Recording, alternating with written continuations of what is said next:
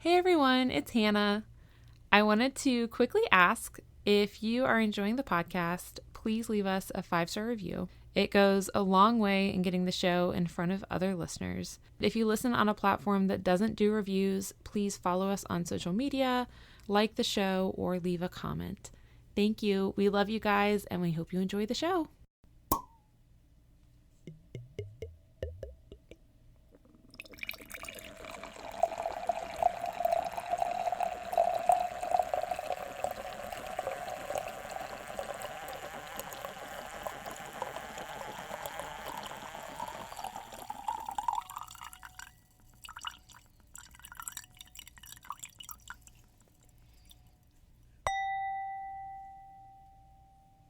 You're listening to The Tales We Tell, a podcast about spooky stories, unsolved mysteries, and local lore. I'm your host, Hannah Parch. And I'm Katy.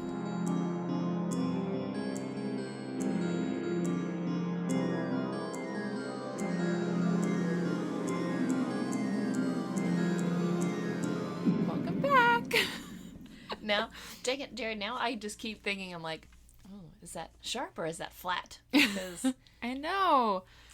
Jarek measured what key our voices are in. yeah. And Or like what our resting note or whatever is. Yeah. I'm very self-conscious about mine because I don't know about you. I just feel like I sound super nasally all the time. I don't feel like you sound that way. That's But good. you know how you sound different? In recording, yeah. Like, to yourself. So, like, the voice that I hear myself with is not as deep as what my real voice is. It's like a little higher pitched. To be fair, I don't really know what the pitches mean, but G felt offensive. He was like, G for great. oh, we'll go with that. Gusto. Just cracked my whole neck when I turned my head. It's been a weekend. Mm-hmm. Oh, happy fall. It's fall. Almost. I mean, it's below 90 degrees. It's fall. Yeah. Yesterday and the day before were mild here in the south. Yesterday was great. Yesterday so beautiful. felt awesome. Today is definitely hotter. We had lunch Yeah. outside today, and it was, you could feel it was definitely It was warm. toasting up again. Good thing we're headed to the mountains tomorrow. Yeah.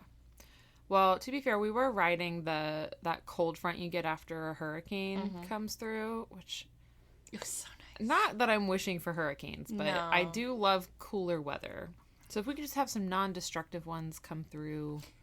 That was like the perfect one for me. I got the day off work. We had, I don't think anyone There's really. some minor street flooding in our area. Yeah. A few places lost power, I think. We didn't lose power, Um, which is like long my story biggest short, fear. We did. We fared so much better than Florida. So, Oh, yeah. you know, like while we're sitting here bragging about like, oh, everything was great I know. here, we do understand that there were Yes. a lot of people who did not fare well. Yeah. And Hey, did you that hear about sucks. the cheese factory that was destroyed in the hurricane? Hold on, let me try it again. Hey, Katie, did you hear about the cheese factory that was destroyed in the hurricane? I don't know. I didn't, but I'm sure it was. Hold on, I've got a response. I'm sure you don't have anything Gouda to tell me about it. No, there was a lot of debris. I've been trying to tell that joke with a straight face since literally on Thursday when we had our hurricane day. And I can't. As soon as I start saying it, I start laughing. Well, I'm sure my face response was an absolute trigger for you because I think mine fell to a, oh great, this is going to be a delightful joke. What if I had a real serious story about a cheese factory disaster? I mean, anything bad happening at a cheese factory is a disaster because cheese is the best. Did you hear about the giant sailboat that got destroyed in the hurricane? No. Mass destruction. I think I have heard that one. These are jokes all from my mom. She's making my whole day. She sends them to me every day. It's great. You want to open some presents? Yeah, I'd love to. Okay. Katie's birthday is Friday. It's September 8th. So whenever you're listening to this. Yeah. So it's before we record next. So we're celebrating today. With cheese. With cheese and wine. Mm-hmm. Yep, you have to open that one first, and then the next one, I like this bag. just be It's careful pretty. with. Thank you. And one of these, to be fair, is for Critter. Perfect. Naturally. I don't need stuff. Critter can have stuff. It's a book. Boo-hoo, how cute. This is Boo. Boo is new. It's about a ghost who has trouble making friends because he's invisible. And he can't. And he's like, things go right through him. Or pick up twigs. Oh, this is gonna be a fun one. I really love it. loved it. The other thing is wrapped up in tissue paper, so either you've already pulled it out or it's in the other piece. Okay. It's very small.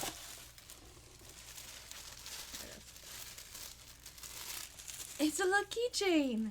It's a little moth keychain. It's a little Mothman. Did you make this? No, Oh. but my friend Rachel made it. She has so cute. She has a little frame shop downtown right next to Twice as Nice. Uh-huh. And I went in there just because I was like going to Twice as Nice, and I was like, oh, I'll stop in and say hi to Rachel. And she does framing, but she also does like custom leather goods. Uh-huh. This is really cute. Yeah, and I saw Well, you told me yesterday you bought this fake leather, so oh no, that was I thought that maybe you made it. No. But she had like a wall of like keychains, and I was like, is that a Mothman keychain? And she was like, it is. And I was like, precious. well, I'm going to be buying that from you. She also has a Bigfoot one. But You need that one. yeah, I might. So, anyways. And then Okay. there's another thing. Yes, you have to be careful with that one. I didn't know how to wrap it. I like. So I like just how you've done it. wrapped it in tissue paper. Perfect. This is the one I told Shelton about that I was really excited for. Ooh, candle with a skeleton in it. It's a little spa tub. I made him. It's so cute. Oh yeah, it doesn't smell like anything, fine. probably. This was one of my crafting things from yesterday. I made one for myself first that just had two skeletons chilling, and they just kind of looked like they were hanging out in milk. And so then when I was making yours, I was like, what if I put a towel turban on his head? What if I have his feet sticking up in there? If you make more, you should get some like crushed, like dried rose petals and throw in there too. So especially when it's burning and the wax is like melted and clear, you'll see the like floating like rose petals. That is so precious. He's coming to the cabin this week because he's gonna get burnt there. Yay! His feet might melt when you burn them. I don't know how close we'll those wicks are, but also happy to tell you how to make him. He's a dollar store craft. Yeah, that's awesome. I haven't made candles in so long. I mean, I just melted down 3 of those pillar candles and poured them into a bowl, and salvaged their wicks. Mm-hmm. But I was very excited for him. And you can see my other one that's on my kitchen table that has the 2 I'll little have to check them out skeletons. before I leave. That's So precious. excited for Well them. done. Thank you so much. You're welcome. Happy birthday. I love that your birthday's during spooky season. Mine too. It makes gifts fun and thematic. All right, well, you have to do our announcement because it's about Kara. Sorry. So Kara sent me a message the other day after listening to the Franklin expedition. Mm-hmm. And you know how you mentioned that show, Terror? Mm-hmm. Well, the show is actually based off of a book called Terror, or The Terror. I Okay. don't remember which. Apparently, it's a fabulous book. Ooh, It's okay. like 1,000 pages or something. Oh, jeez. Which is like, it's definitely worth reading. So, book rec for anyone who enjoyed that episode and that story. Go check out this book. Nice. And if I was a good person, I would have looked up the book myself and gotten like the author's name and everything. So I could We can put it in the show notes. whatever. Yeah. So yeah, Nice. You want to hear a story? I would love to hear a story. Okay. Well, I'm going to tell our listeners the same thing that I told you yesterday. Just as my personal disclaimer. Not a copycat.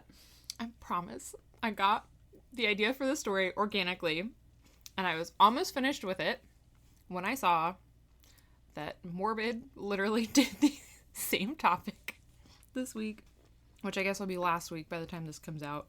I'm gonna get to like... So sorry if our listeners listen to both. I know. I'm hoping that I took like a different angle on it, because I am trying to kind of cover 1.5 topics, like a story and a topic. I'm glad you didn't listen to their episode yet, so that it wouldn't, impact how you tell this one. Yeah, and I might afterwards, just to see, like... Oh, yeah, no, after you tell me the story, then go listen and see what they had to say. Yeah. Oh, and then also, once we get into it, once I, like, tell you what it is, because I'm going to try to keep it... I have a certain way I want to tell it.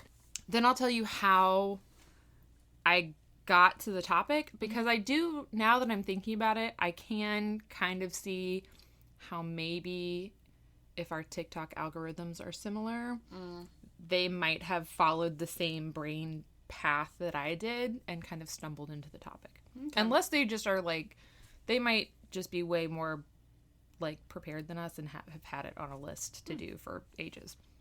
In which case, good for them, because I just learned about this and it was like fascinating. So, well, I'm on the edge of my seat here. Okay, so I'm gonna tell you about Bridget Boland, which is her maiden name. So stick with me for a minute. Okay. All right. Bridget Boland was born 1868 or 69 in Ballyvaldia, which is a township in Tipperary, Ireland. And I apologize if anyone is Irish or knows how to say Irish things. Yeah. No, because... Not great at it. There's so many, like... There's a TikTok, or not, it's an Instagram account that I follow. Mm-hmm. And, you know, he's had a couple of these, like, popular Irish names. And he has them written out. Oh, gosh. And then he says them, I'm like... There's the sound coming out of your mouth does not match the letters on the screen. Yeah, I'm sure I've messed them all up, and it's not worth it to me to try to... I mean, none of them are names of people. All but the... Still, like, its places are going to have the same problem. Like, I think my favorite is Saoirse. Oh, gosh. Saoirse is not spelled at all how it sounds. How's it spelled? Sairose, I think. So I always read it, and I was like, Soros or Soros? Like, sure, yeah. But, yeah. Okay, well, I'm going to say everything phonetically. Mm-hmm. So sorry, everyone. I'll support you on that. Thanks. Bridget's born in Ireland is what we need to know. All right, so her parents are Patrick Boland and Bridget Keating. So Patrick and Bridget had a daughter named Bridget. She was their fourth child and their only daughter. Her older brothers likely weren't afforded an education because they were needed for labor, because it was a really small town that they lived in. In 1891, the population was 31. So, wow. You know, small. All right. But Bridget was probably educated at the local school that was opened by the Sisters of Mercy. So it was like a convent school. Well, you know, an education might make her more marketable for marriage. True. As she gets older. Like, if she's not going to be able to help, you know, on the farm or something as much as the boys would, then, yeah, go educate her a little bit. Mm-hmm. So maybe a rich man will be interested in having a more educated wife. Yeah. Well, and I really like this, too, because this was before, I think it was like 20 years or so before it was, like, mandatory for kids to go to this school. Mm-hmm. So her parents sent her here, like, by choice. Okay. But she learned, probably, I also say she probably went here. I don't know that there's, like, evidence for sure that she went here. But she was educated somehow. So she probably learned needlework, reading, writing, arithmetic, Catholic doctrine, principles of hygiene, which I love, and manners. Again, all of that is fantastic education for, you know, like making her more marketable as a wife. Because, you know, reading, writing, and arithmetic, that's going to help you be able to manage a household, you know, and like keeping up with basic finances, you know, correspondence, all of that. And that comes into play a lot, too, because, like, so many people, it's kind of hit or miss, and most of my sources for this is this one book, which, again, I'll tell you about. The name kind of gives away the plot twist of this, so I'm not going to tell you what it is yet. But this book, a lot of the characters, when it introduces them, it'll say, like, this person was literate, or this person wasn't literate. They were just a laborer. And so a lot of times your lot in life was kind of like, if you were a laborer and you were poorer, it was just kind of a given that you couldn't read or write. So being able to read or write was kind of associated with, you know... Well, because you spent all that time working to survive. Yeah. You didn't have time for frivolous things like learning to read or write. Didn't have time for letters. So Bridget's mother passed away sometime when she was a young adult, and it's also thought that her brothers either died or moved away because they are, like, not really in the picture. Okay. So it's really just Bridget and her father. And after primary school, Bridget began training as a dressmaker through an apprenticeship in Clonmel, which was a town 11 miles away. And the way it was described in this book, it was kind of like the big city compared to this little village where she lived. It was like they had... Well, in a village of 30 people, you probably don't need a dress shop. True. You probably were like, let's go to town. Yes. To get a dress. Or let's call our neighbor who just makes dresses and, you know, doesn't necessarily have a shop. But it was the town, or like the city, you know, it was like, that was the place to do business. So it was kind of a big deal that she gets to apprentice there rather than just kind of doing, what was it? Like shirt maker or seamstress. Like those were like the lower forms of being a dressmaker. So she's kind of doing like the, almost like the, I don't want to say this because it sounds terrible, but like almost like the college educated version, or like the college degree version of like management, like upper management, where rather than like having just a GED management. Like a sweatshop is GED. Yeah. A like local clothier or whatever maybe is like college. She's in grad school. Yeah. She's making fancy dresses for the fancy people. Yeah. So it's like, even though a shirt maker and a dressmaker are both seamstresses who are sewing things, dressmakers were seen more as like upper class, whatever. Right. And she's not upper class. She comes from like the same people that she lives with, but she's just got this better education. Meanwhile, she was known to dress more stylishly than her peers because she's making her own clothes. Well, you know. A quote about her was, her attire... She wants to show off her skills, I know. And, like, they would describe her like, clothes, and I was like, I have no idea if that is... attractive or not. Stylish or not. Like, you're just describing whatever. But the quote was, her attire is not that of every woman in the same social plane. And she was described both as having regular features, which... Plain Jane, I guess. Along with making sure no one sells my pants after I'm murdered, please make sure they don't describe me as plain. give a couple descriptors. Yeah. She was regular. But she was also described as being distinctly good-looking and attractive. So, I feel like she, like, they were like, she had regular features. She's pretty, but nothing was striking. Like, didn't have a bold eye color or sharp cheeks. Or... Yeah, I feel like it'd be like some people found her really attractive, but there was nothing like, you know, it's not like she was... well, I don't know. Beauty is subjective. Who cares? She was also known to have a really strong personality, which we love. In addition to dressmaking, which earned her a pretty decent income of her own, Bridget also kept hens and sold eggs. And that was a pretty common thing among Irish women. Like, it was a very common way for them to make money. But it was also a really lucrative source of income, weirdly enough. A report from 1893 and 94 in Ballyborough, which was a town about 150 miles north, stated that women could make as much money in one day selling eggs as men could make in a week working in the fields. So... sell your eggs. Looking at the price of eggs today, like, probably still true. Keep your hens, sell your eggs. Do you.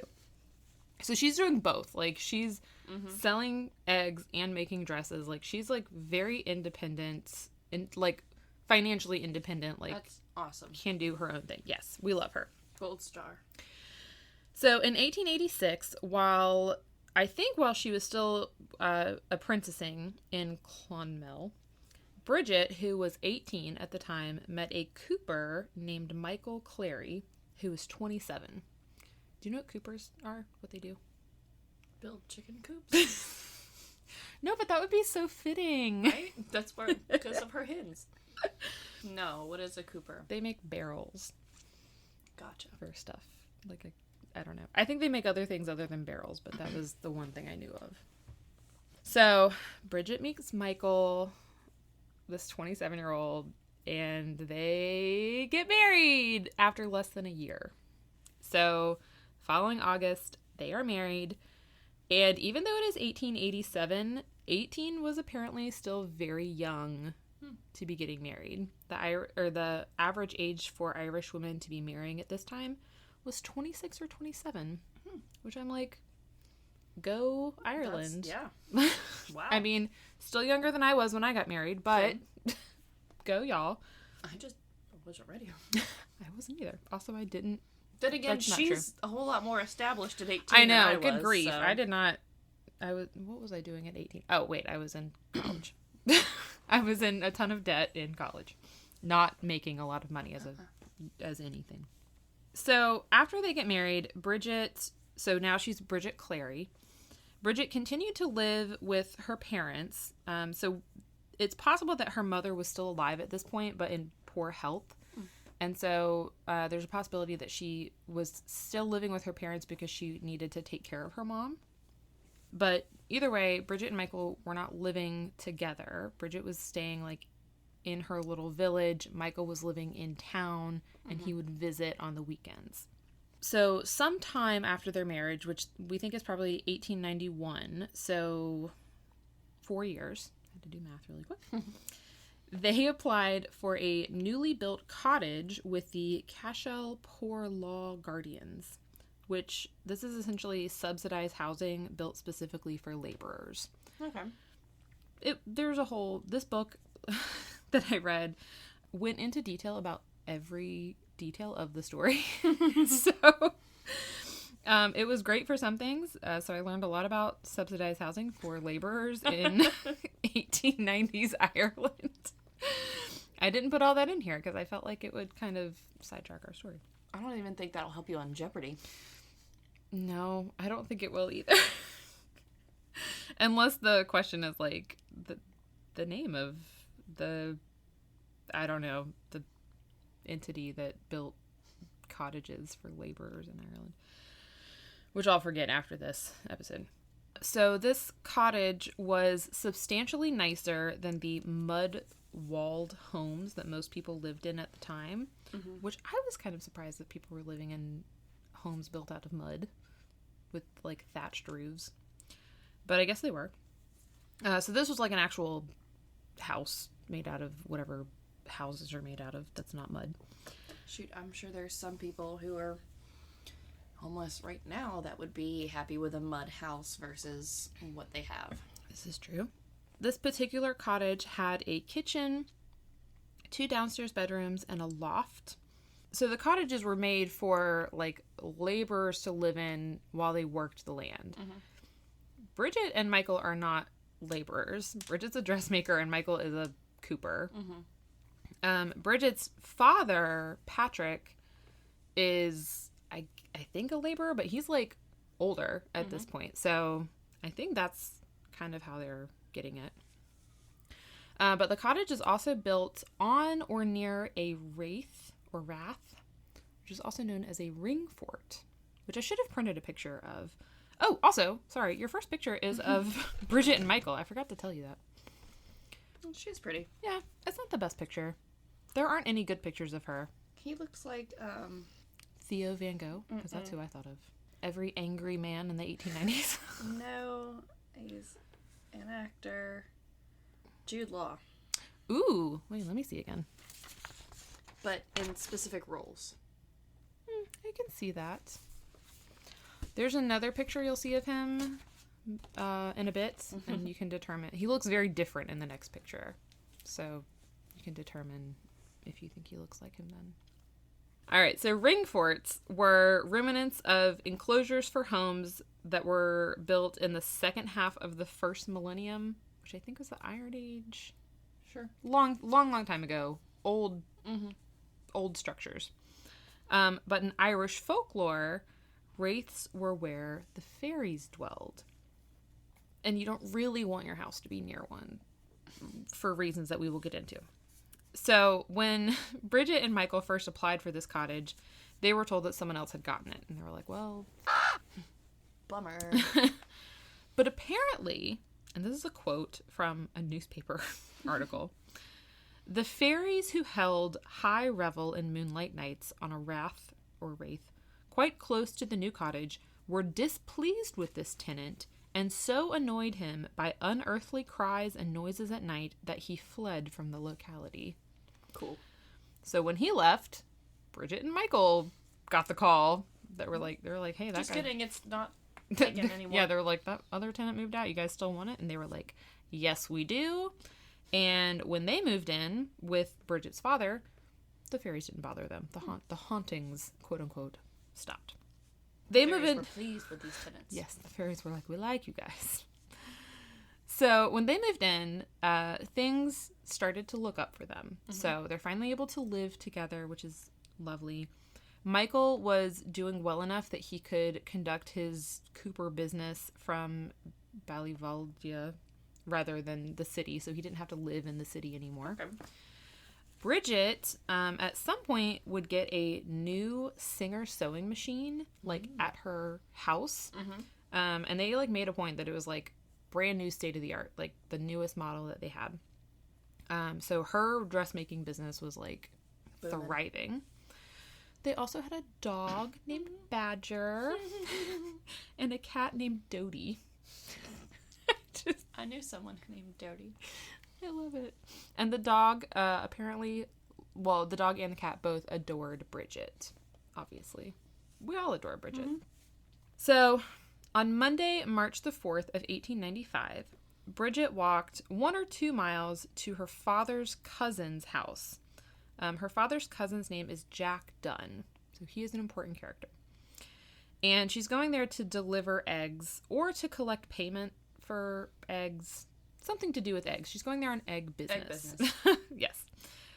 It had snowed the day before, and although it was sunny out on this day, it was still really, really cold. And the Dunns were not home when Bridget got there. And because Bridget is a... Dun. Because Bridget is a nice, polite lady, she waited on their doorstep for them to come home. I don't know if she had, like, prearranged this meeting and was like, where the fuck are you guys? But she waited for a while before she returned home. Well, also probably just rest. Yeah, probably.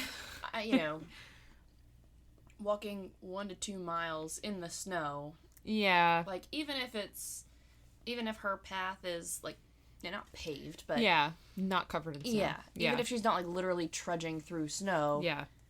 It's still cold, and it's still... Yeah. Like, I would also sit and rest for a while. Well, and also if you've walked that far, and then someone's not there, you're like, well, I didn't come all this way for nothing. I'm gonna wait a little bit. So when she gets home, she goes to sit by the fire, but she cannot get warm enough. Can't warm up. She's caught a chill, as some would say. And she goes to bed, and the following day, she complains of a severe headache, and she still has the chills. And she just continues to get worse over the next few days, and she can't get out of bed. So Jack Dunn and his wife, Katy, or Kate, they come to visit on a couple occasions, probably because they feel guilty for causing this illness. So Jack was known as someone who was, quote, fairy-ridden. And this meant that he was well-versed in the ways of the fairies, as well as incantations, charms, and spells. He was also disabled from a leg fracture, so he couldn't work in the field. He walked with a really severe limp. And having knowledge of the fairies and their traditions probably afforded him some kind of prestige and privacy, like, while he wasn't able to work. Mm-hmm. So people weren't, like, didn't mistreat him because he wasn't able to work. They were, like, you know, showed him some degree of respect. So at one point when Jack was visiting, he saw Bridget, who was bedridden, and it should be noted that Jack did not have great eyesight either. He sees Bridget, and he declared, quote, "That is not Bridget Boland." And he said that instead, she was a fairy. He also told Michael that one of her legs was now shorter than the other, which we'll come back to. So on Saturday, March 9th, so Bridget basically got sick on Monday. It's now Saturday. Jeez. Bridget's father, Patrick, walked 4 miles to the town of Feathered to get a doctor. And he, like, tells the doctor, like, hey, my daughter is sick. Can you come to the house and see her? And the doctor, I guess, says, sure, whatever. Well, by Monday afternoon, the doctor has still not shown up. This doctor's like, I don't even know. So Michael goes to Feathered, and it is like, hey, what the fuck? We called you on Saturday. You said you were coming to see my wife. Yeah, like, let's go. Can you come here? It is Monday. And the doctor's like, yeah, I'll be right there. And then on Wednesday, when the doctor still hasn't shown up. She's been sick for a week and a half. She's been sick for a while, a week and a half. Michael goes again to tell the doctor. To all but drag his butt back. That, like, it is now urgent. Like, which, yeah, like, if you have been sick for a week and a half. Yes. That's a long time. And meanwhile. Bedridden sick. Yeah, like, not just. Ugh. So meanwhile, while Michael goes to, like, basically drag the doctor into town, a neighbor, whose name is William Simpson, sends for a priest to come to the house.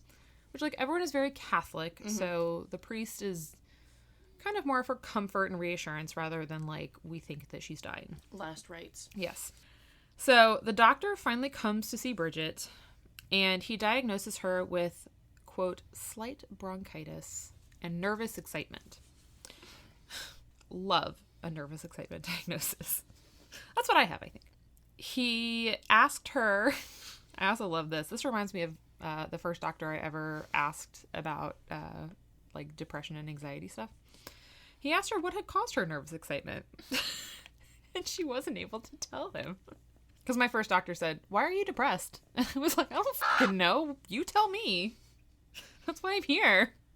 So he said, what's causing you to be nervous? And she was like, the fact that I haven't been able to get out of bed and I'm not getting well. Yeah, like the fact that I'm dying. I feel like I'm dying. Although the doctor would later say, like, he had treated her in the past. Like, I guess he was, like, her regular doctor. And he said that he, quote, always found her a nervous, irritable sort of woman.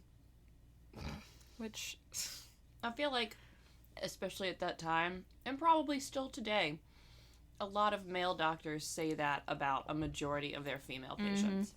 Yep.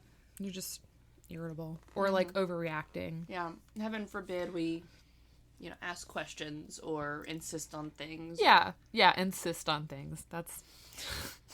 Stand up for ourselves. You know, ask for treatment. Advocate for our health. Bring attention to problems. So, this doctor does prescribe some medication. But he would later say, he's like, I prescribed it. I have no idea if she got it. I just told her to take it. Which, whatever. Okay. Doing a great job. Also, it should be noted that, like, at least Michael accused this doctor of being drunk when he was there. And, like, there was some speculation of whether he actually was drunk because the records were like, no, he definitely wasn't.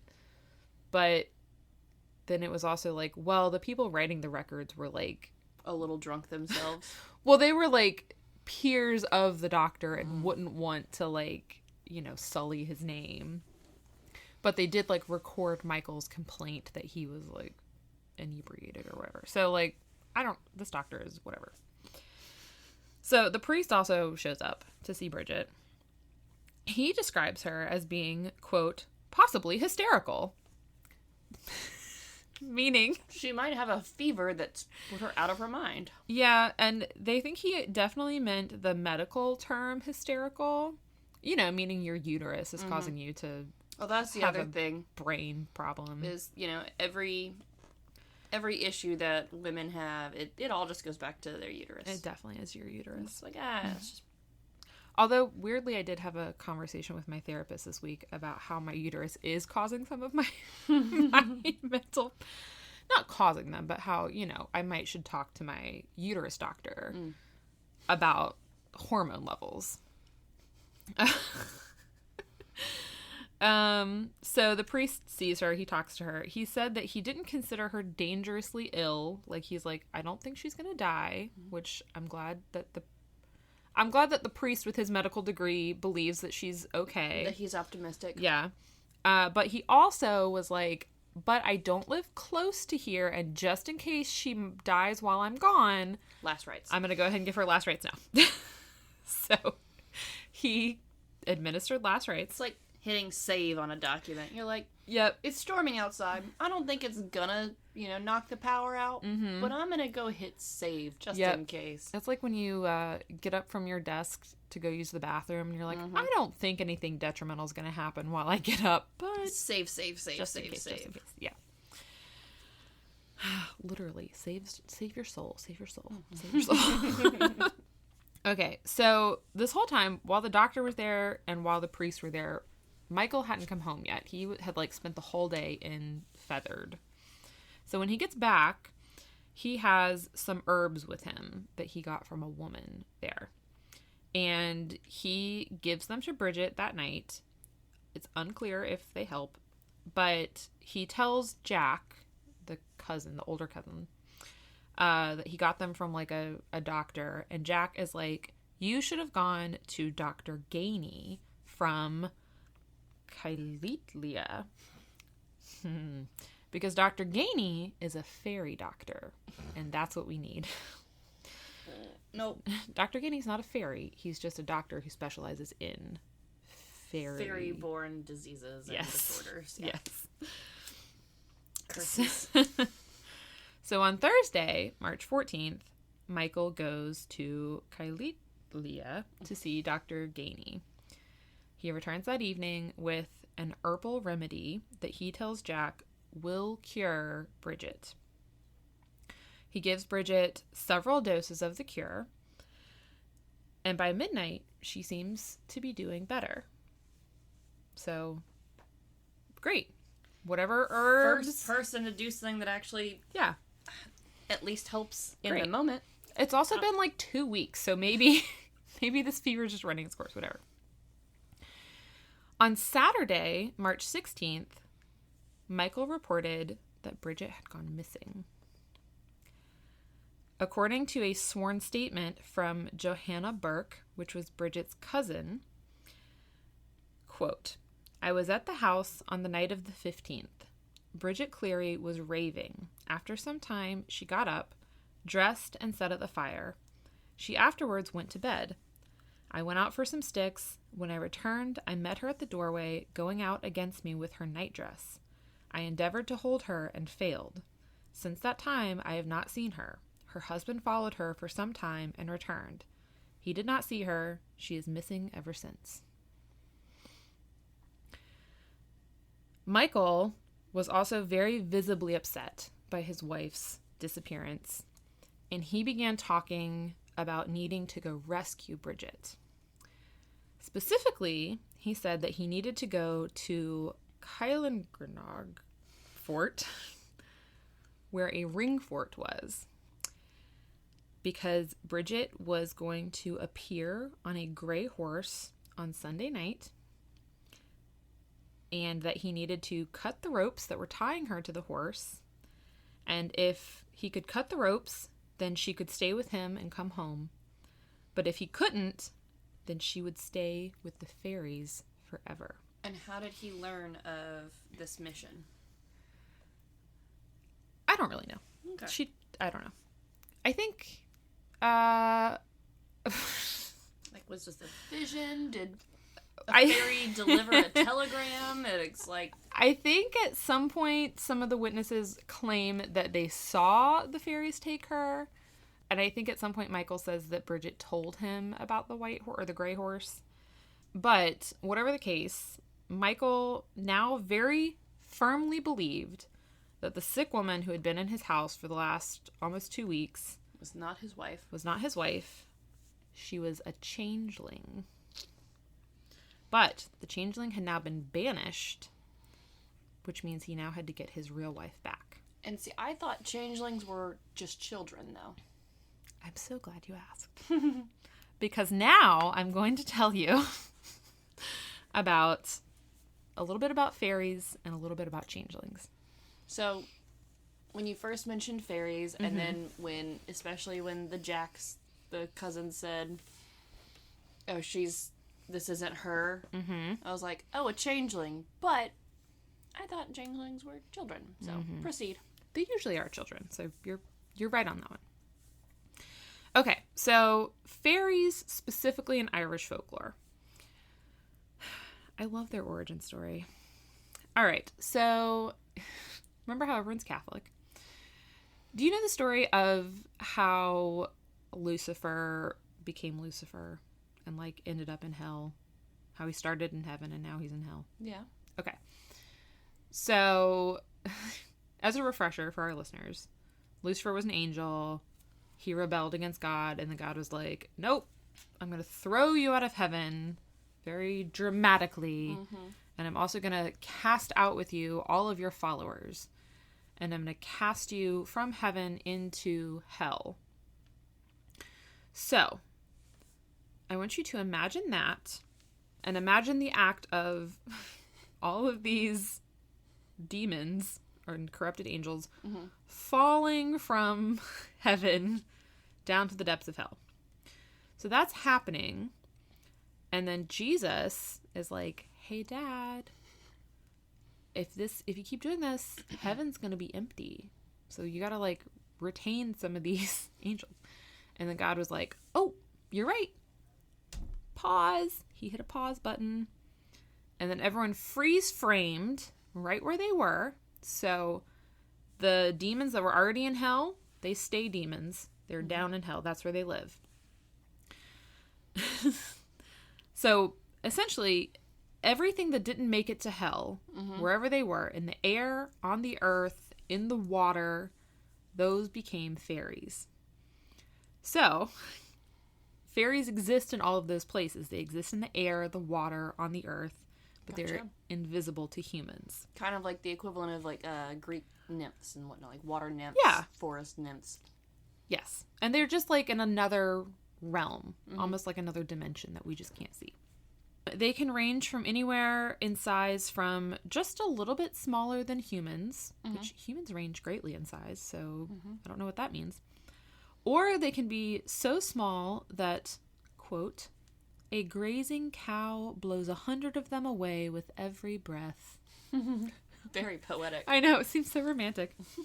I'm also just imagining a cow just snorting and fairies going munching on some grass, and every time it breathes, fairies are like, ah! So fairies resemble humans, but they have, and they have several similarities. Specifically, I love these specific similarities. They keep cows, fairy cows, I guess, and they sell them at fairs, specifically. Fairy fairs, obviously.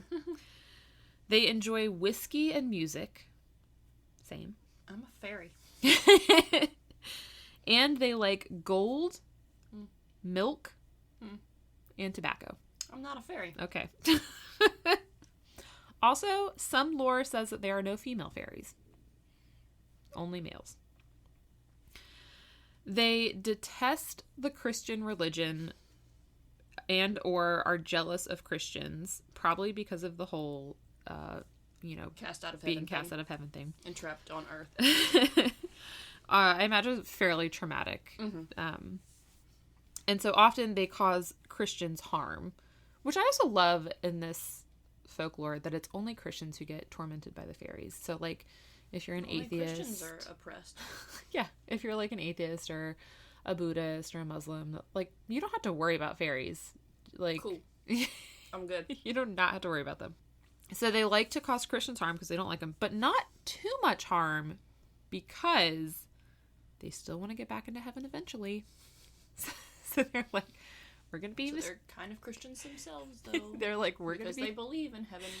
I feel like there is a supernatural episode about this, or should be. They also hate iron, salt, and fire. And all of those things can be used as deterrents to guard against fairies. Same thing with ghosts. Yeah, and demons. It's all kind of wrapped into one. So changelings are fairies that have been swapped out, usually for children. So in Irish lore, it is believed that fairies would abduct healthy people, usually children or young women sometimes, and replace them with sick, restless, or disfigured changelings that sometimes would live for a while and then die, or sometimes they would replace them with like an already dead changeling. So the changeling would usually either be another fairy child or an elderly fairy person. I don't know why I said it that way. I haven't written an elderly member. But if they're only male fairies, then how are they replacing female young women? Because they can make themselves look exactly like... I see. Yeah. Except not entirely, because sometimes... Because fairy people, like the... whatever Jack is. Yeah, like a... fairy-ridden or yeah, whatever. fairy-ridden. Can see through the glamour, I guess. Yeah, or like knows... Yeah, and the other thing is if you've spent time with the fairies, so if you've been taken by the fairies and then come back, you're always left with some kind of mark. Or the changeling will always have some kind of mark on them. So when Jack was like, oh, one of her legs is shorter than the other one. Or in the episode of Lore, Michael is like, oh, she looks... I think it was taller. Like when she came back, he was like, oh, she looks taller than she was before, which she was laying down on a bed. So it was like, that's perspective, whatever. They'll sneak into like your house and they'll take your child and then they'll put your child's taken to the fairy realm.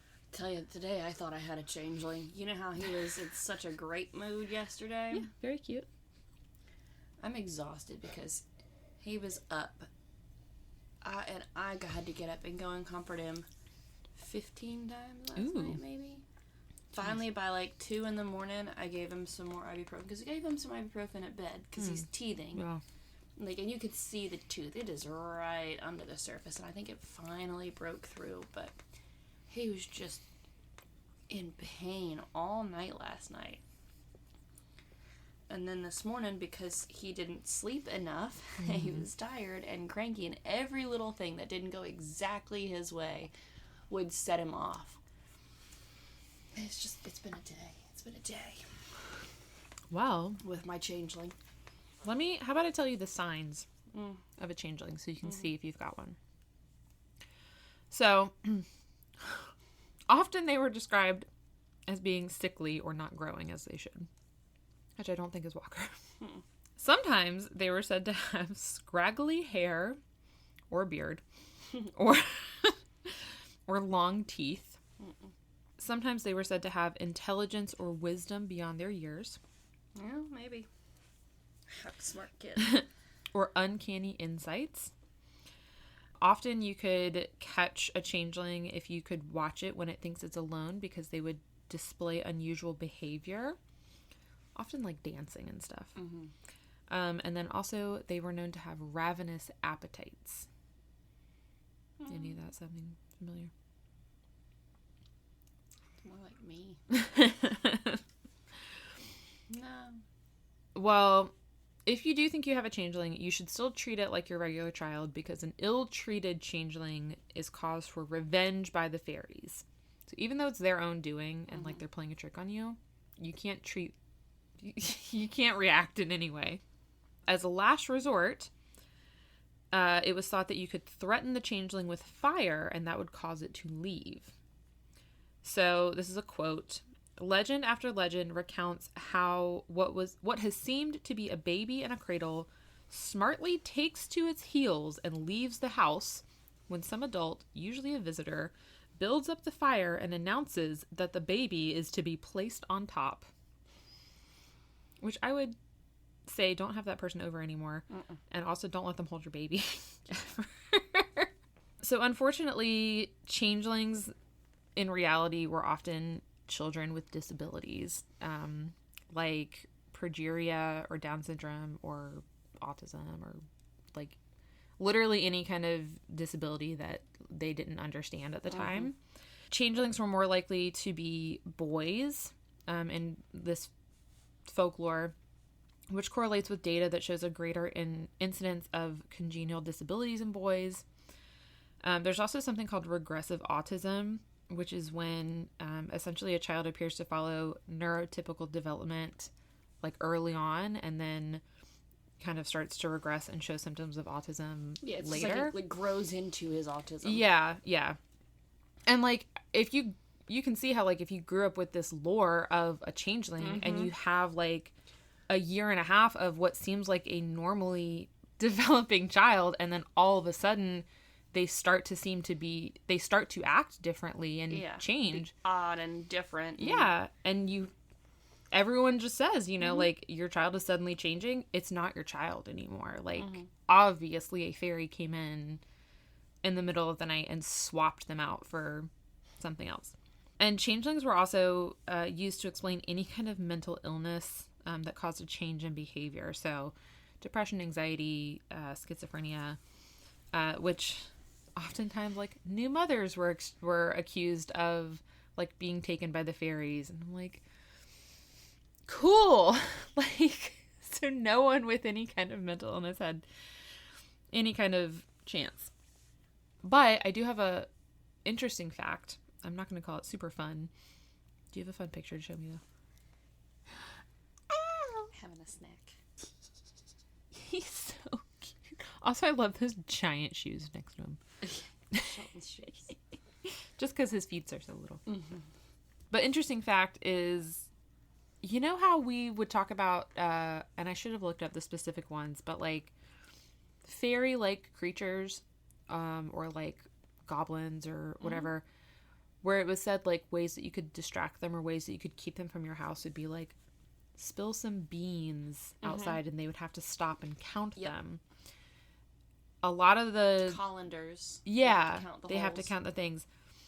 It's thought that the reason that might be like why some of these things were characterized that way is because like the children that were thought to be changelings or whatever were just neurotypical and had like obsessive impulses. Like, you mean neurodivergent? Not neurotypical, neurodivergent, neuroatypical, and had obsessive impulses like the need to count things, which there's obviously nothing wrong with having those impulses and needing to, wanting to count things, which is why I don't want to call it a fun fact, but I do think it's interesting that those things have like grew from a true thing. Well, that's why always whenever we've talked about, in the 1800s or, earlier, anytime when there's someone who's possessed or has some sort of affliction or whatever, or cursed or something, or there's a mysterious beast that they've seen or something, I'm always like, I wonder what it actually was. Like, if, like somebody suffering from this today, what would they be diagnosed with? Yeah. And so, knowing like some of the causes and whatnot, the rationale or reasoning behind some folklore things like the counting of the beans or whatever is, pretty obvious. You're like, oh, that could definitely be an autistic thing. Yeah. I mean, it sucked that they like attributed it to fairies, which they then said were evil, but that's. I mean, it's just more mythologist. I mean, Greek and Roman mythology, Egyptian mythology. It's just stories that people invented as a way of explaining what they didn't understand in the world around them. Yeah. And it was basically a coping mechanism for things they didn't know and didn't understand. Yeah. And so, and I mean, all religion is that too. Yeah, it's true. Like, I'm not trying to come after anybody, but it's a coping mechanism. So, yeah, it's just trying to put reason behind things. Yeah. Okay, so that's on fairies and changelings. So back in the Cleary residence. Mm-hmm. So the police are notified, and they're like, okay, we're gonna... Because a woman is missing. A woman is missing. So they're like, okay, we're going to investigate. And during this investigation, they receive a complaint or a tip probably from this neighbor, William Simpson, who was the guy who sent for the priest while Michael was in town. And he is like, hey, Thursday night, I believe that Bridget was mistreated. And they were like, oh, okay, can you swear to that in a statement? And he says, absolutely, I will.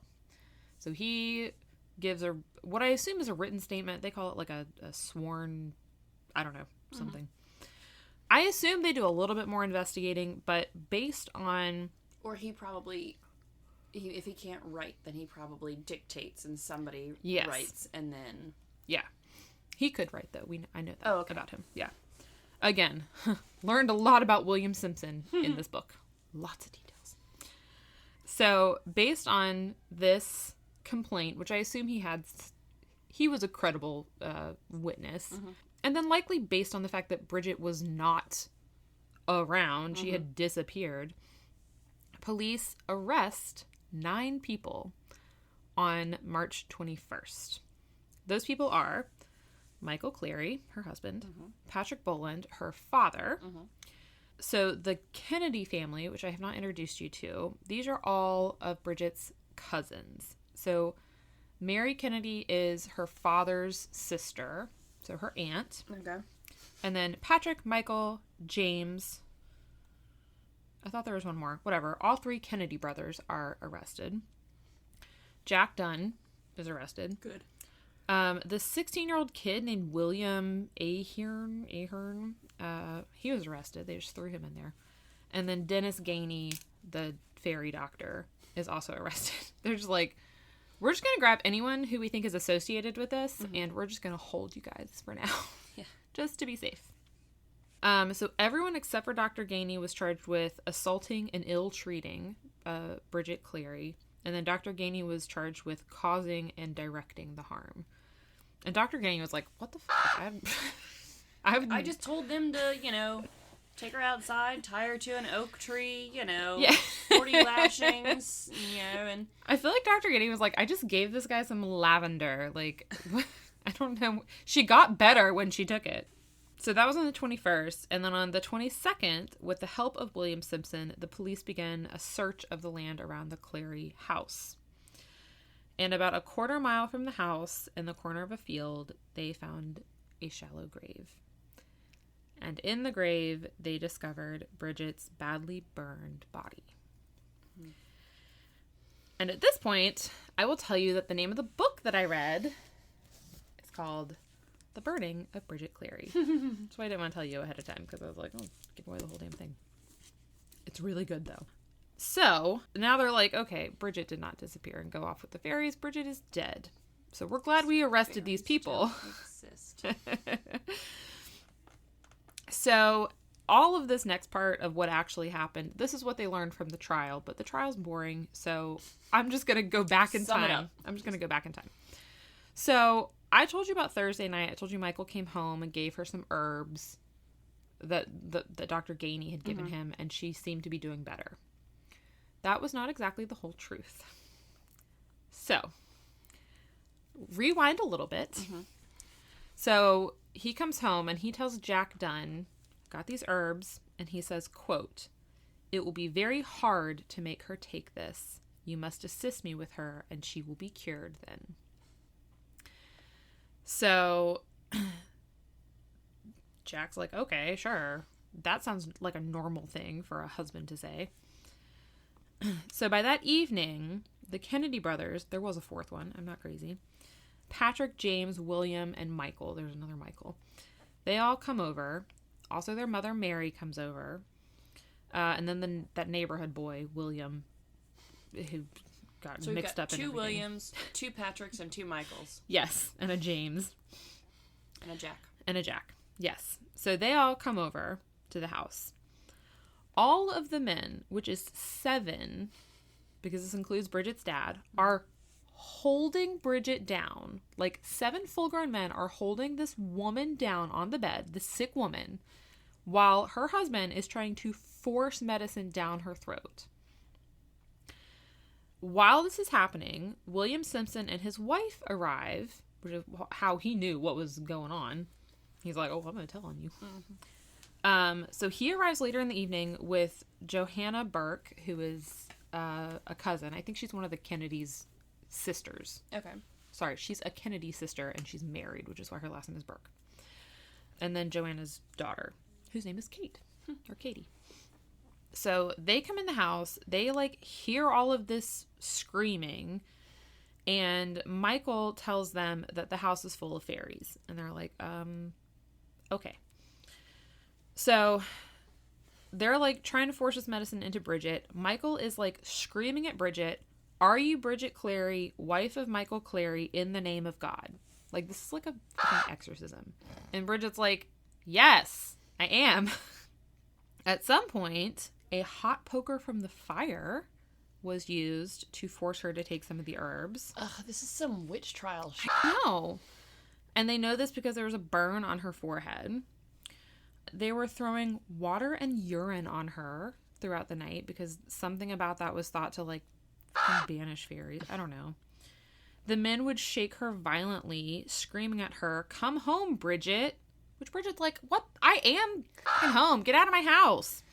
Oh my gosh. And then at one point, they lifted her off the bed, carried her over to the fire, and held her over the grate for about 10 minutes, all the time asking her if she was, like, the real Bridget Cleary. And Bridget's like, I have fucking bronchitis. Can you leave me the fuck alone? And so once midnight passed, the men were like, oh, okay, we did it. She's back. The fairies are gone. Because they were like, we have until midnight, and if we don't do it, then she's lost forever. And then midnight passed, and they're like, oh, I guess we did it. Bridget is herself again. Except now, like, beaten, burned, and abused. Yeah. So Friday comes around, and Michael summons the priest again, and he's like, hey, can you come say mass at the house? Which I'm like, okay, you know what? Good call. Your house probably needs to be, like, cleansed. Mm-hmm. So the priest comes. Bad energy in there. I know. So the priest comes, he says mass in Bridget's room and gives her communion. However, Johanna would later testify that she saw Bridget spit out or not swallow communion. Which, if you know anything about the Catholics, that's a big no-no. Yep. Because that communion piece is not just some bread. It's the body of Christ. Yeah. And therefore, you know, the only people that can't take communion are, like, demons and devils and fairies. Oh, apparently. I thought you were going to say, and non-Catholics. I was like, oh, and us. Oh, wait, never mind. We're not fairies. I mean, we're not supposed to, but I totally did when I was in Catholic school. And then there was a year where we had a principal that made us go to Mass every Friday. Ooh. Like, full-on Mass. Not just prayer service. Full-on Mass every Friday. And it was such a pain. Ugh. And every now and then we'd be in Mass, and I'm like, you know what? I'm a little snacky. When I go up there, I'm going like this instead of like this. And I'm getting me a little biscuit. Oh. I didn't even know. I mean, I know you're supposed to, like, cross your arms over if you're not, but I kind of... so you get a blessing instead. I just assumed if you were, like, in Catholic school, you were, like an honorary Catholic and you were allowed... and you were allowed to take it. It's not like the priest knows if you're Catholic or not. That's true. So I'm just like, no, I want one. Oh. I liked the, when I was in college, I learned that the Presbyterians did it, the what I consider the the good way, which is where you get to tear off your own piece of bread. Methodist church too. So then you get to and determine you get grape juice. Yeah, and you get the good bread. The freaking Baptists give you the freaking cracker thing. And I grew up in a big Baptist church, so you got the one that was literally like the size of your pinky nail. And you're like, it's not good. No, we used to have like a big old loaf. Oh, man. And the college ministry I did, we got that good challah bread from the bakery down the street. And then because I was on leadership, we got to eat it afterwards. We got the leftover communion bread. It was good stuff. It's real fun if you don't believe it's the actual body. You get to snack on it later. Yeah. Anyways, so Bridget spit it out. But in the context of what... Allegedly, yeah. But in the context of, like, what the way Johanna told it, she made it seem like Bridget thought the priest was trying to give her, more medicine. Like, it almost made it seem like Bridget, like, maybe wasn't completely aware of what was going on and thought the priest was trying to give her more medicine. She had a rough night. Yeah, and was like, I don't want anything else put in my mouth. Like, I'm taking it out. Which, all well within your right, Bridget. Don't take anything anyone else gives you. But throughout the day, Bridget started to get her strength back, started to, like, do a lot better. At some point, she asked Johanna if Michael had paid her for some of the milk that she had brought over. And Johanna said yes. Here's this silver coin that he gave me. And Bridget took the coin from her, quote, put it under the blankets and gave it back. Now, this was apparently like a superstitious Irish thing, I guess. And I was trying to think of something that it was like the equivalent to. They kind of, the one thing they said was like, oh, you know, like doing the sign of the cross if you pass by something. A cemetery. Yeah, kind of like that. And or when an ambulance goes by, you'll do the sign of the cross. Yeah, but this wasn't necessarily a religious thing. It was, like, what they think that she did was took the coin and, like, rubbed it on her leg. And what it would be trying to get the luck from the coin. So that, the coin would come back, but over. Yeah, something like that. And they said it may have just been, like, almost a reflexive thing that she did. Like, almost even, like, a sign that she was feeling better. Yeah. You know, like... Just herself doing her thing. But, if you're looking for, like, signs of someone not being super Catholic, it could have been seen as unorthodox or sacrilegious or whatever.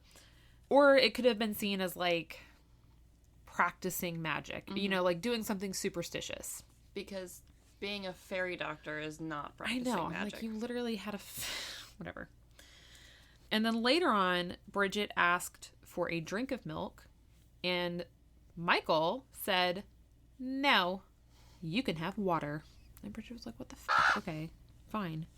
So that evening, Bridget was feeling, like, a lot better. She was feeling well enough to get dressed and get out of bed.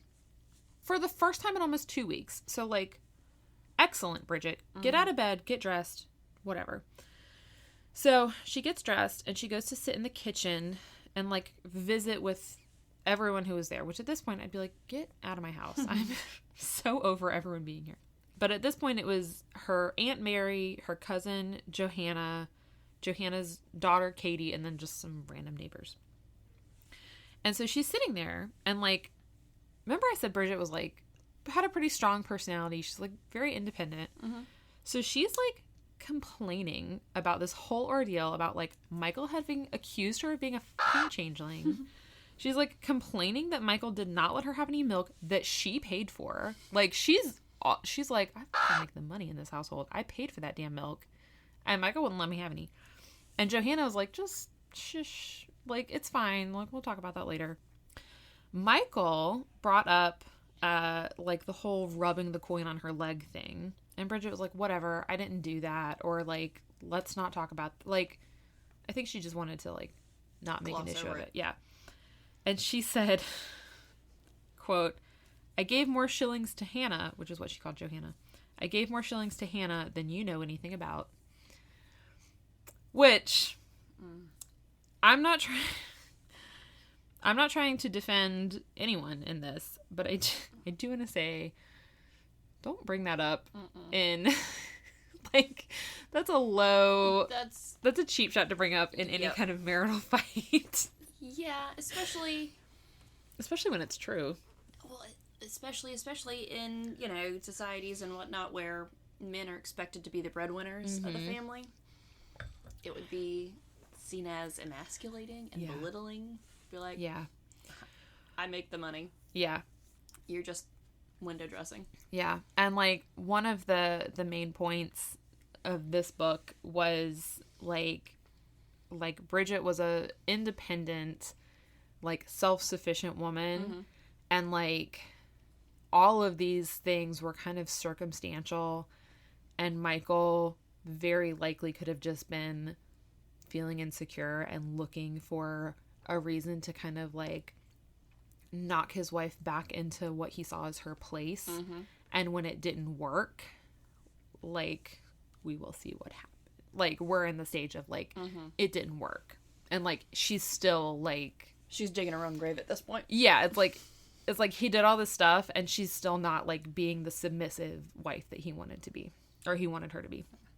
Around 11 p.m., 3 of the Kennedy brothers come over, Patrick, James, and William. At this point, Michael is arguing again with Bridget about the coin, but it's among, like, several conversations happening. Bridget told him that his mother had been among the fairies, which I don't know if she's just being, like, sarcastic or, like, just kind of digging at him at this point. Oh, your mother was a goat. Just a random insult. Yeah, like, I feel like she's like, yeah, I did go to the fairies, and you know what? Your mom was there. Like, I saw her there, too.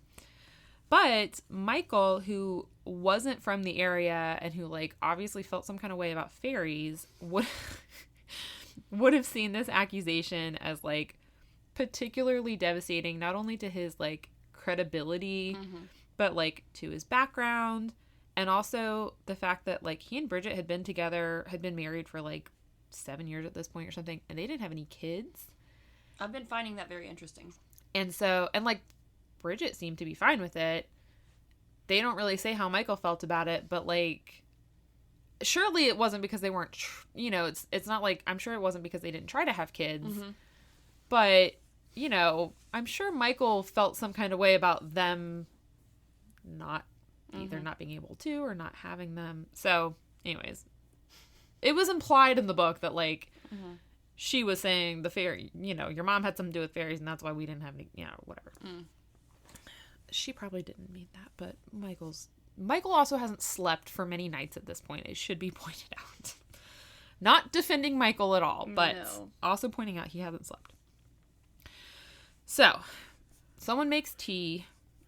Michael gives Bridget 3 pieces of bread and is like, eat this bread before you have any tea. Which I will also point out, Bridget's had bronchitis for 2 weeks. She probably has a very sore throat. Whatever. So she eats 2 pieces of bread, but not the 3rd piece. So Michael gets mad that she's not going to eat the 3rd piece of bread because he's either mad she's not listening or... she's just not doing what she was told. Like, it's a simple thing. Yeah. Or, like, that episode of Lore made it seem like, 3, the holy number 3, she's avoiding it. So he gets mad. He throws her on the ground. He kneels on her chest. He has one hand on her throat, and he forces the 3rd piece of bread, like, down her throat. And then he tears off most of her clothes, and he pulls a burning piece of wood from the fire and threatens to shove it down her throat. Johanna testified that she heard Bridget's head hit the floor, and then she heard her scream. So it's unclear if he was, like, shaking her or whatever. But then her, like, whatever shirt she was in caught on fire. I like to think that what happened in the Lore episode happened, which is that she was unconscious when she caught on fire. We'll go with that. Yes, we're going to go with that one. James, Patrick, and Mary had all been asleep at this point. They were, like, super tired. They'd gone into the bedrooms to take a nap, but they woke up at this point because now someone is on fire. From their testimony, they said that it appeared Bridget was dead, like, when they got out and saw everything. So she's, like, it's like her shirt is on fire. So, like, humans aren't, like, innately flammable. So, like, your shirt can catch on fire and your whole body will not catch on fire. But then Michael picked up a lamp and threw oil all over her so that she was now on fire. Yep. And this was thought to be his attempt to burn her entire body as a way of destroying it. And the book kind of mentioned that this is probably something that they would have had to do with, like, dead animals at some point, like burn the bodies to try to get rid of them. So everyone who is present testified that they verbally tried to stop Michael, but not physically, which, fair. At this point, if she is completely on fire, I would also not be physically trying to stop anything. Because he's clearly in a state. Yes. And, like, raving. And I'm like, Yeah. I don't want to get the next one on fire, so. He had locked the door to the house with a key, which is the only way you could unlock it. He also threatened everyone with a knife and told them no one was leaving until he got his wife back. So they all hide in the bedroom while Michael sits with his burning wife. Yeah, burning wife's body for about 20 minutes. He told them all that he was going to get Bridget from the Fairies at Fort on Sunday night. So he's got this idea now about going to the fort for the Fairies. Maybe he's the one who's been taken by the Fairies, because he's clearly crazy. Good grief. When her body was done burning, he wrapped it in a sheet, and then he left the house for about an hour, locked the door behind him. So the family's just like, they were like, trapped in this house. I think they were like, they said, like, and then we just said the rosary and just, like, huddled together and, like, prayed that he would come back and, like, we'd be fine. And not set the house on fire. Yeah, like, good grief. Dude, that's what I would be worried about. I am locked in here. He's already set one person on fire. Yeah. There's no telling that he won't just come and throw gasoline or, oil on the outside of the house. True. But when he returned, he forced Patrick Kennedy to help him carry Bridget's body out to the hole that he had dug and bury her. And then he made everyone else swear not to tell the authorities where she was.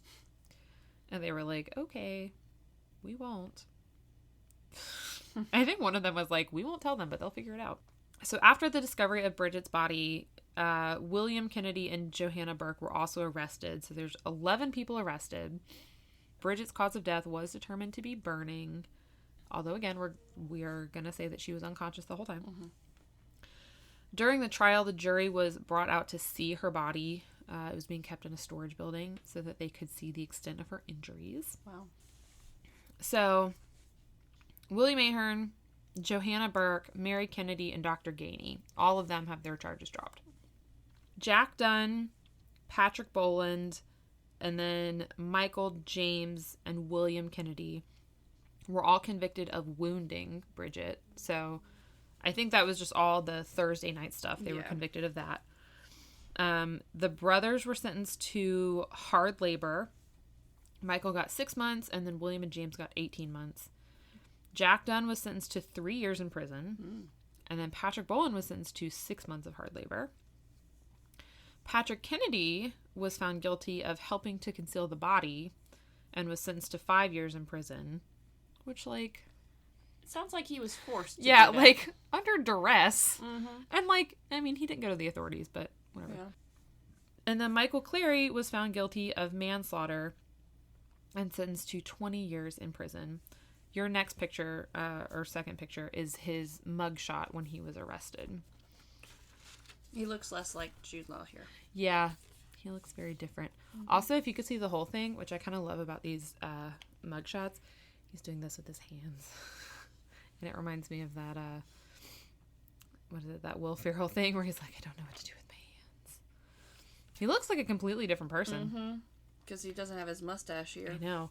And he's got crazy eyes. I know. The great thing about this book, it has all the pictures in it. Way more than what are online. But, let me tell you my next fact. So, he was sentenced to 20 years in prison. He was released after 15 years. That's what he looked like when he came out of prison. Oh, he aged a lot in 15 years. No. And then, upon his release in 1910, he immigrated to Montreal. So, he was like, I'm done being in Ireland. I'm going to leave.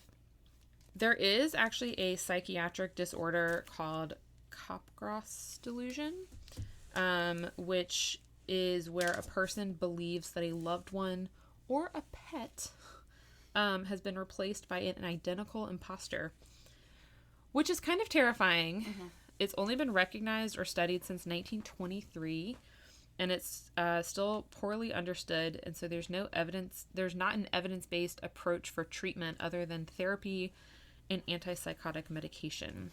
So it's not clear if like that happened or if I kind of think that like what we talked about earlier, where he was like feeling, insecure and wanted to like, it was like his submissive little wifey. Yeah. And he was like seeing signs where he wanted to. And then I think when she like accidentally caught on fire, he was like, I gotta go all the way now. Yeah, he's like, oh crap, there's no coming back from this. He's like, I have to commit to it, and then like convinced himself it's like, the fairies took her. He's like, it's fine, I didn't kill her, I killed the changeling. It's like, oh well, you've seen my face, now I have to kill you. Yeah. Kidnappers to the victims or something like, no, I don't remember you, so I didn't see your face, face. Yeah. And I mean, who's to say, maybe whatever. He also, again, hadn't slept in several days, and I haven't slept in like a year and a half. Oh my gosh. I mean, that's not true. I've had a lot of full, decent night's sleep, but just lately with the teeth coming in, it's been... That's true. I'm real tired. Well, I'm going to leave you with this popular Irish nursery rhyme. Are you a witch, or are you a fairy? Or are you the wife of Michael Cleary? Cute. And the name of this book is called The Burning of Bridget Cleary, A True Story. It's by Angela Bourke. And I got mine at our local library. Woohoo. Support your local libraries. Also, didn't know this, but I have a fine at our library, and they did not make me pay it, which I love. Nice. So that's the story of Bridget Cleary and also... Changelings. Oh, and the way I got to it, by the way, so I was gonna do mimics because I remember you talking about mimics. Yeah, they freak you out. My fucking TikTok algorithm showed me the scariest video I've ever It showed me a video of a girl who was telling a story about I don't even want to talk about it, about a mimic who appears to her, who like comes around her apartment. She basically said there's something that hangs around that looks and acts and sounds exactly like my husband. And she told this story about it, and I realized it could all be bullshit, but like she told it in a very convincing manner. And then I watched one of her other videos because she's like, I've caught it on camera before, and I'm like, oh, have you? And I looked at one of her videos, and again I realized it could all be bullshit. It was a really scary video. It looked, I don't know her husband, but it looked scary. Anyways. If you see them, send them to me. I want to see it. Oh, I will send them to you. I sent them to my nail girl, Kenzie. And then Jarek looked up mimic videos, which I know they can all be bullshit. I'm telling myself they are. But, like, people hear their own voices, like, calling their names in their house, and it's like, nope, don't interact with them. Anyways. I started researching that, and I freaked myself out by it, and I was like, I don't want to do that.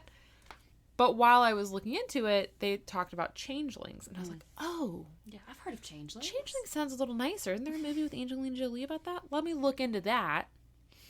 And I started reading that, and they were like, the most famous case is about Bridget Cleary and her. And I was like, oh, I never heard of that. Started reading up on that, found the book. I was like, this is fantastic. Like, episode gold. Yeah. And then morbid. So what I like to think is that... Ash and Elena, or Ash or Elena, whichever one did the episode, also has a similar TikTok algorithm and did something similar. Well, now you can go listen to their episode and see how they found it. Compare notes. All right. Well, if you want to see the pictures of Mr. Cleary, Asian, and Bridget once, and one of Bridget. Not burned. Check out our Facebook and Instagram at the Tales We Tell podcast. If you want to support us and get yourself some sweet, sweet swag, go to our Redbubble store, search the Tales We Tell. We've got lots of different cute logos you can put on anything. And if you want to support us but you don't need this stuff, you can become patrons at patreon.com. You get early access, commercial-free listening, sometimes some bonus content, and every so often we'll send out love notes and stickers. And another way to support us that's free is going and leaving a review, so that it makes it easier for other people to find our podcast and enjoy us like you do. Yes. Thanks for listening, and we'll be back sometime. Sorry, I gotta stop saying that. We'll be back next week with something. Yeah. Okay. Are we doing a regular goodbye or a critter goodbye? Okay, say bye.